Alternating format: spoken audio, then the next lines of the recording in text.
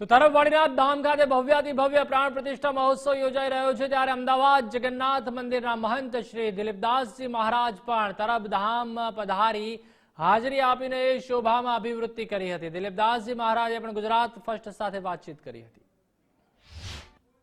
તરફ વડીનાથ ધામ ખાતે ભવ્યાતિ ભવ્ય પ્રોગ્રામ જે છે યોજાઈ રહ્યો છે। મહાદેવની પ્રાણ પ્રતિષ્ઠા યોજાઈ રહી છે ત્યારે ગુજરાત સહિત દેશભરના સાધુ સંતો જે છે ખાસ વિશેષ ઉપસ્થિત અહીંયા રહી રહ્યા છે। ત્યારે ખાસ જગન્નાથ મંદિરના મહંત જે છે દિલીપદાસજી મહારાજ એ પણ ખાસ અહીંયા પધાર્યા છે। મહારાજ, ગુજરાત ફર્સ્ટમાં આપનું હાર્દિક સ્વાગત છે। ખાસ શિવાલયનું નિર્માણ નવું થઈ રહ્યું છે, જગ્યા વિશે શું કહેશો અને કેવો આનંદ મહેસૂસ? જગ્યા એક આ તપોભૂમિ છે મહારાજશ્રીની, ખૂબ બ્રહ્મલિંગ બળદેવગીરીજી મહારાજની ખૂબ ભાવના હતી કે અહીંયા એક દિવ્ય અને ભવ્ય શિવ મંદિર, ભગવાનનું, વાડીનાથ ભગવાનનું મંદિર બને। અને એમની આજ એ વાતને આજ એમના શિષ્ય મહામલ્લેશ્વર મહંત સ્વામી શ્રી જયરામગીરીજી મહારાજે આજ એક એવું દિવ્ય અને ભવ્ય મંદિરનું નિર્માણ કરી સમાજના ખૂબ શ્રેષ્ઠીઓએ ખૂબ એમને સાથ અને સહકાર આપી ન ભૂતો ન ભવિષ્યતિ આવું વિચાર્યું નહીં હોય સમાજે કે આવું સુંદર આવું રૂડું કામ થશે અને એવું દિવ્ય અને ભવ્ય આજે કામ થઈ રહ્યું અને પ્રતિષ્ઠા મહોત્સવ થયો છે। અનેક લોકો અનેક કાર્યક્રમો દ્વારા આજ ધર્મ રક્ષોથી રક્ષત ધર્મ સનાતન ધર્મની પરંપરા મુજબ એ પ્રાણ પ્રતિષ્ઠા મહોત્સવ થઈ રહ્યો છે। અનેક સંતો મહંતો મહામંડલેશ્વરો જગતગુરુજી સૌ પધારી રહ્યા છે, શંકરાચાર્યો બી પધારી રહ્યા છે।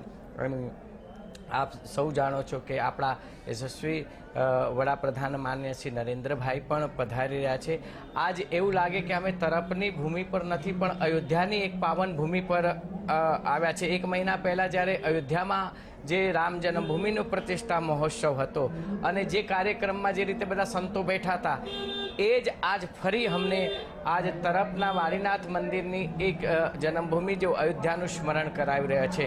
અને ખૂબ ભવ્યથી ભવ્ય આયોજન થયું છે, ખૂબ સુંદર થયું છે, ખૂબ દિવ્ય થયું છે અને સમાજને એક પ્રેરણાદાયી કાર્ય થયું છે અને ખૂબ ખૂબ અમે હર્ષ અને આનંદની અનુભૂતિ કરી રહ્યા છીએ। બાપુ, અયોધ્યા બાદ આપે કહ્યું, અયોધ્યા બાદ ફરી એકવાર સંતોનો મેળાવડો કહી શકાય, સંતોનો સંગમ જે છે ફરીથી આ પવિત્ર ભૂમિ ઉપર થઈ રહ્યો છે। ગુજરાતના ખૂણે ખૂણેથી સંતો આવી રહ્યા છે અને એક ધાર્મિકતાનું વાતાવરણ ખાસ તરફમાં બન્યું છે। વાતાવરણ વિશે શું કહેશો? વાતાવરણ ખૂબ દિવ્ય અને ભવ્ય રહેલું છે। સમાજના લોકો પણ સંતો સાથે સમાજ પણ ખૂબ જોડાયેલો છે અને જેમ કે નવયુવાન લોકો ને આજની નવી પેઢીને આપણો ધર્મ શું છે, આપણા ગુરુ શું છે એ પણ એક પ્રેરણાદાયક બની શકે એવું ખૂબ સુંદર અને દિવ્ય ભવ્ય આયોજન આ ભૂમિ પર થયું છે।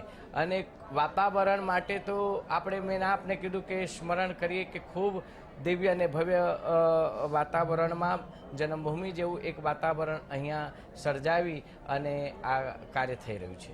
બાપુ, ખાસ અહીંયા જે શિવાલય જે છે એ 12 જ્યોતિર્લિંગ અને 4 ધામની યાત્રા કરીને આવ્યું છે, એક દિવ્ય ઉર્જા જે છે એની અંદર પ્રાપ્ત થઈ છે। હું એમ માનું છું કે આખા ભારત વર્ષમાં પ્રથમવાર આ તરફની ભૂમિ પરથી આવું 4 ધામ, 12 જ્યોતિર્લિંગ અને અનેક ભક્તજનોના અનેક પવિત્ર જગ્યાઓમાં આ શિવલિંગની મહાપૂજા થઈ અને સાક્ષાત દેવાધિદેવ આશુતોષ ભગવાન દેવાધિદેવ મહાદેવની જે પ્રતિષ્ઠા થઈ રહી છે આ એક દિવ્ય, મેં આપણે પહેલાં જ કીધું કે ન ભૂતો ન ભવિષ્યતિ, આપણે સમાજે કે સંતોએ અમે કોઈ આવું વિચાર્યું નહીં હોય કે આવી રીતે આવો મોટો ભવ્ય પ્રતિષ્ઠા મહોત્સવ અને આવી રીતે આપણી સનાતન પરંપરાને એક અનુલક્ષીને એક આવી દિવ્ય અને ભવ્ય અને નવી ચેતના નવા લોકોને પણ ધર્મ સાથે જોડાઈ રાખે અને જોડી રહે એવું આ કાર્ય થયું છે। બાપુ, ખાસ સંતો મહંતો ગુજરાત સહિત અન્ય રાજ્યોમાંથી પણ ખાસ અહીંયા પધારી રહ્યા છે। સનાતન ધર્મ તરફ લોકો ખેંચાય, પ્રેરાય અને એક લોકોમાં જાગૃતિ આવે કે ધર્મ શું છે, ધર્મના પ્રચાર માટે જે છે સાધુ સંતો ખૂબ પ્રયાસ કરી રહ્યા છે। ત્યારે આ પ્રકારની જે આયોજન છે કહી શકાય કે લોકોમાં કેટલી જાગૃતતા આવી શકે છે?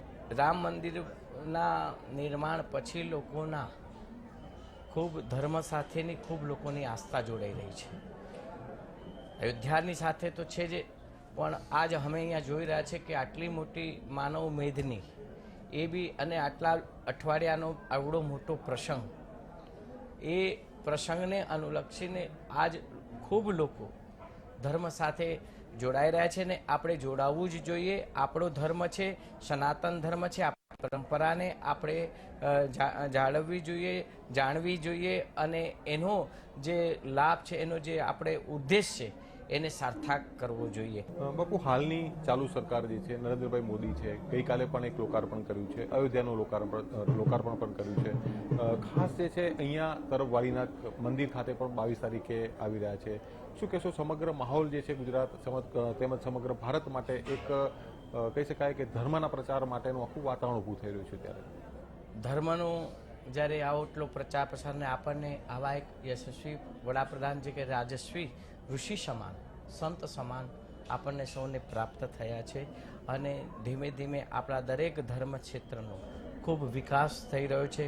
ખૂબ લોકો એનો લાભ લઈ રહ્યા છે અને હિન્દુ સમાજ ખૂબ આનંદને ઉત્સાહીથી પોતાના સનાતન ધર્મ શું હતો, પહેલાંના ઇતિહાસમાં લોકો ખાલી આપણે વાંચીને સાંભળીને રહી જતા હતા, પણ અત્યારે લોકો પોતે એને જાણીને, અનુભવી કરીને અને અત્યારે લોકોને એનો અનેક લાભ મળતો રહ્યો છે અને આપણી સરકાર શ્રી દ્વારા ખૂબ એનો માનનીય વડાપ્રધાનશ્રી દ્વારા, ગુજરાત સરકાર દ્વારા અનેક પવિત્ર યાત્રાધામોના જે બી કંઈ છે નિર્માણ કાર્યો ખૂબ સુંદર અને ભવ્ય અને દિવ્ય થઈ રહ્યા છે અને ખૂબ સમાજમાં એની ખૂબ લોકો નોંધ લઈ રહ્યા છે.